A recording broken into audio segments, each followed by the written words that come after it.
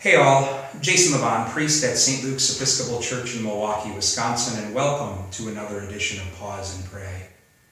Yesterday I found myself reflecting on God's desire to want to dance with us in the tension of our lives, and the way in which that allowed us then to grow through that tension. After I posted that YouTube clip on our parish's Facebook page, I came across a wonderful picture taken by somebody in our neighborhood on a neighborhood Facebook group, of which I am a part. And it was a picture of an elderly couple dancing yesterday afternoon in their driveway. In the foreground, you could see a couple of onlookers just looking with awe and wonder at this couple as they held each other, looked into each other's eyes, and had these huge grins on each other's faces. And you could just sense in their connection in life shared with one another that they found in that a true and deep and holy shelter that allowed them to dance in the midst of this crazy and scary storm we call a pandemic. Shelter is a word we've been hearing a lot of these days. Shelter-in-place orders have been given throughout our country. And that's led me to think about all of the things in which I thought I would find meaningful and lasting shelter, only to discover that maybe I've been looking in the wrong places a bit. So, for example, I've thought that I could find some real lasting shelter in the stock market. Being a saver and a planner, wanting to put some money away in the hopes that that would shelter me in my later years of life, only to find that that's incredibly chaotic and unstable at the time. Or I looked to my gym to provide me a shelter, a place where I could go and take care of myself physically and blow off some steam mentally, de-stress from the day, and now I can't go to that. I've even taken for granted the shelter our country has been, thinking I can just go out whenever I want and get what I need, and now I can't even find toilet paper anywhere. Scripture talks a lot about shelter, the kind of shelter that really endures and lasts and protects. And the truth is that kind of shelter is not something we can construct on our own, but it is offered to us. There are several scripture passages that talk about the shelter God is able to provide and offer us.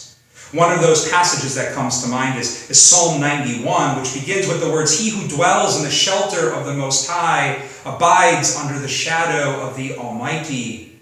He shall say to the Lord, you are my refuge and my stronghold, my God in whom I put my trust."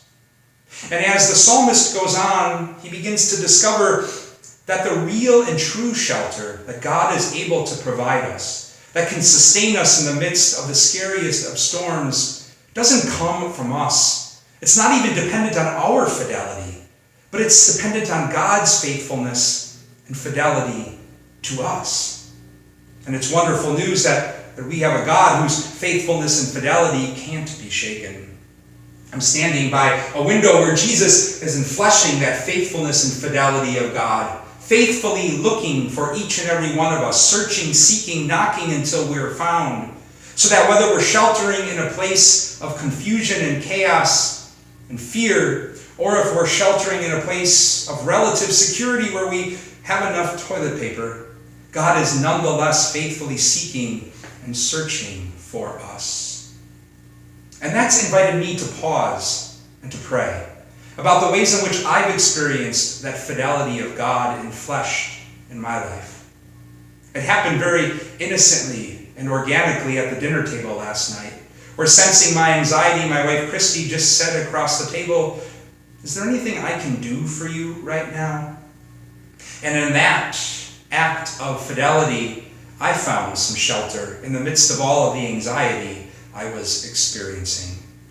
Or I think of countless neighbors and children of elderly parents who are faithfully making grocery runs and prescription pickups for their parents and the elderly in our community who can't leave their homes.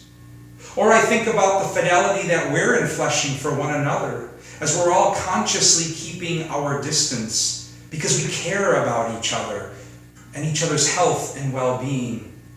And I think about the fidelity of that couple in their driveway yesterday, revealing to us all that it's It's not in anything we can construct and bring about, but in the gifts of things like love and connection, where we find a deeper, holier, sturdier shelter being built that allows us to dance in the midst of the scariest storms.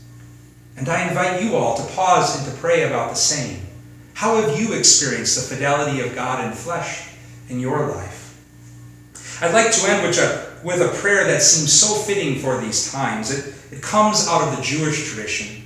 It's a prayer that our Jewish sisters and brothers who gather in their homes tonight as they celebrate Shabbat will pray. It's called the Hashkivenu, and it goes like this. Grant, O God, that we lie down in peace, and raise us up, our guardian, to life renewed. Spread over us the shelter of your peace. Guide us with your good counsel. For your name's sake, be our help. Shield and shelter us beneath the shadow of your wings. Defend us against enemies, illness, war, famine, and sorrow.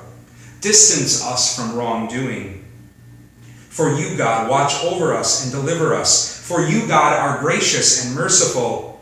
Guard our going and coming to life and to peace evermore.